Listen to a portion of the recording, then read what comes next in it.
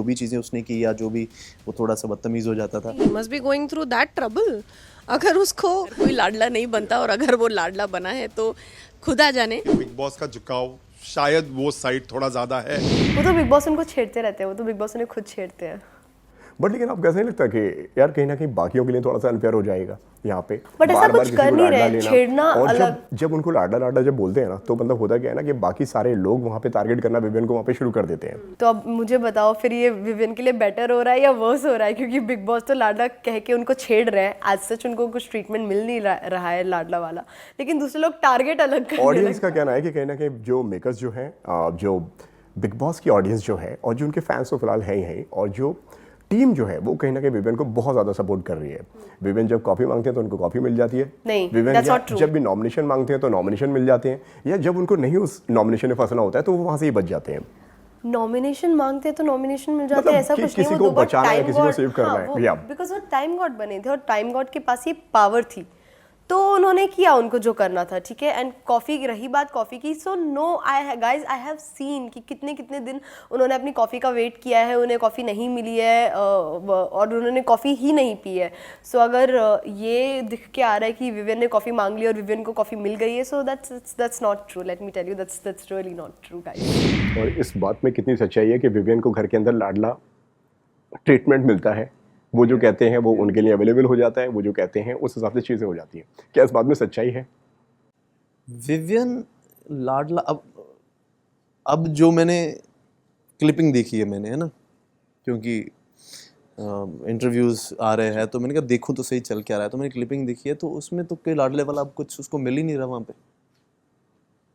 तो शुरू वो गेम का एक पैटर्न था गेम का, वो स्टार्ट ऐसे किया गया था, लाडले को नीचे भी लाना था।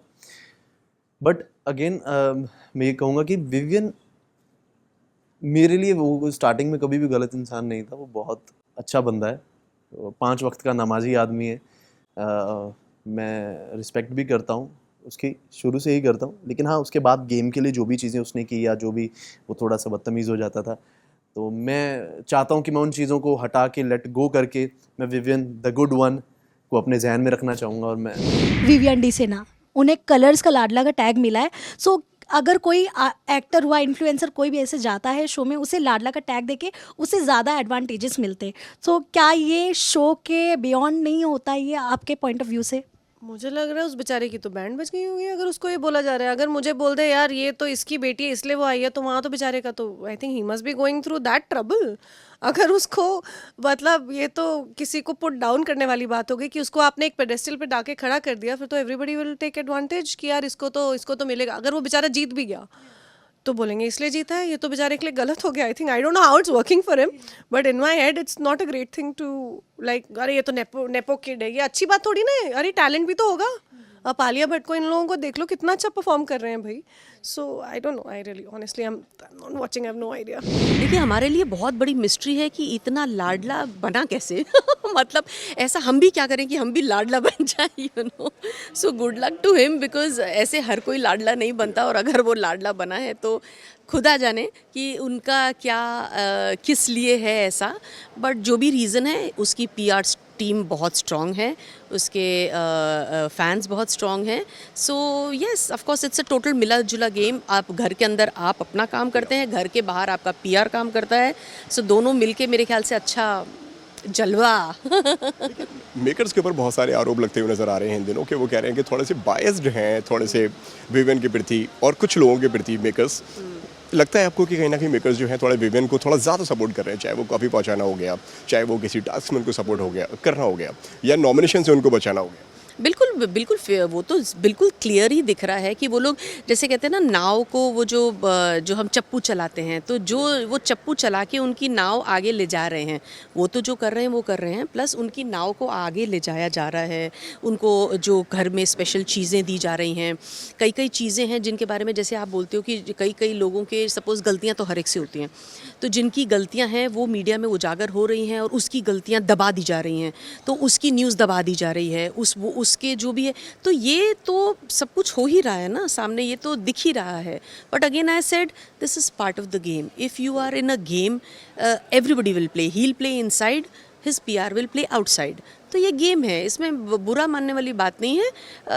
जिसके बस में होगा वो जीत जाएगा, जिसके बस में नहीं होगा वो फिर बेटर लक नेक्स्ट टाइम। दोबारा जो लाडले का टैग दिया जाता है, और कहीं ना कहीं लोगों का ऐसा कहना है कि मेकर्स जो है वो बहुत ज़्यादा बायस्ड हैं विवियन को लेके। कहीं जो भी वो चीज़ की वो डिमांड करते हैं वो चीज़ उन तक पहुंच जाती है, चाहे वो कॉफ़ी का फ्लास्क हो या कॉफ़ी हो, और जिसको वो चाहते हैं कि नॉमिनेट करना है वो नॉमिनेट हो जाते हैं, पावर उनके हिसाब से उनको अरेंज कर दी जाती है।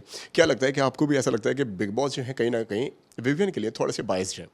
वो तो बिग बॉस ने बोला है ना कि मैं बायस्ड होने वाला हूँ, तो आई थिंक सो यस। मैं जो भी क्रिएटिव्स देखता हूँ, प्रोमोज देखता हूँ, एपिसोड देखता हूँ, मुझे भी लगता है कि बिग बॉस का झुकाव शायद वो साइड थोड़ा ज़्यादा है। अभी वो क्यों है, क्या है, वो मुझे रियली पता नहीं। वो उनका कोई क्रिएटिव कोई स्ट्रैटेजी होगी, यू नो, मे बी ऐसा भी हो सकता है कि हम दूसरी टीम को थोड़ा ऑल एजिटेट करें और उकसाएं। So you know, see, Bigg Boss के जो क्रिएटिव्स होते हैं ना, वो बहुत ही, मेरे लिए बहुत ही उम्दा होते हैं, because they deal with human psychology, they deal with how you think. तो आई एम श्योर कोई ना कोई सोच होगी इसके पीछे, and obviously they want the ratings to go up, they want the show to do well.